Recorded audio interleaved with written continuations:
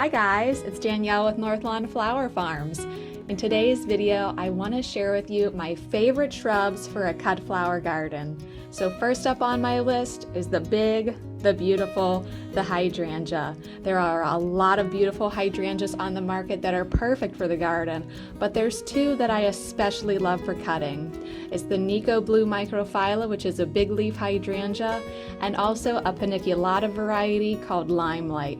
They produce tons and tons of blooms for me, and they bring a great profit at the stand. Now, it's important to note that hydrangeas don't cut well when they're just freshly flowering, so you want to wait at least a few weeks after the bloom is completely open, when the blossom has reached its most colorful. Cut the flower in the early morning or the afternoon, and I like to cut it as a diagonal and then also cut up the stem vertically so that it can soak up lots and lots of water. Now, if you do see the microphylla start to wilt, you can submerge the entire blossom head into a sink of water for approximately 2 hours. After that point, take it out of the water, shake the excess water off, stick it back in the vase, and it'll come back to life for you.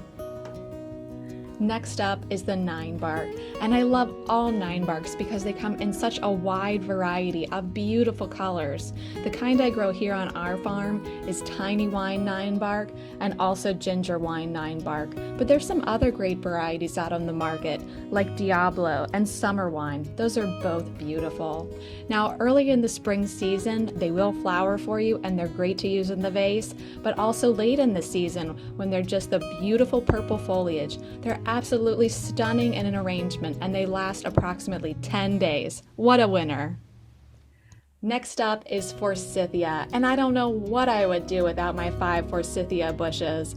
First in the spring, they grant me those beautiful yellow blossoms, and then all spring, summer, and fall long, I cut their foliage for almost every single bouquet I sell. It can handle extreme temperatures of almost 100 degrees without wilting. For me, that's a winner times 10.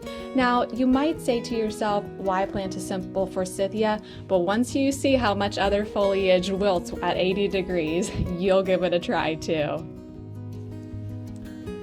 Next up is Viburnum. Now, there are lots of different varieties of viburnum out there, but the two I have here on our farm that I absolutely love are the snowball viburnum and a double file viburnum called Kilimanjaro. Now, they both get white flowers. The snowball is a big cluster of white flowers. It almost looks like a hydrangea. And the double file viburnum forms the blossoms right on top of the leaf structure. Now, it is a little bit harder to hydrate these flowers because they're borne on woody stems. So what I like to do is cut the stem at an angle, and then also I like to cut up the stem vertically a few inches to give me a little more surface area for the water to absorb all the way up that woody stem. Lastly on our list is the lilac. And even though the lilac is a fleeting flower crop, I still think it's a good choice to include in the cutting garden because the smell brings back so many memories for so many people. They still want to purchase it, and it's really worth growing.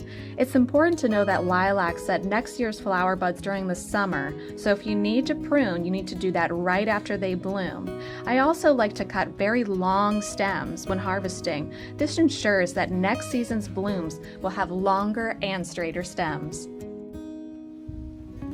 Well, there you have my favorite shrubs for the cut flower garden. And while I could go on and on sharing more great varieties, I want to just stick with these 5 because for me, they bring the biggest profit, they last the longest in the vase, and they also give me the longest season, meaning some of them even give me flowers in the spring all the way through foliage in the fall.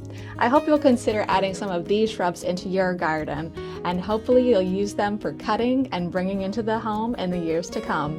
Until next time, happy gardening! Bye!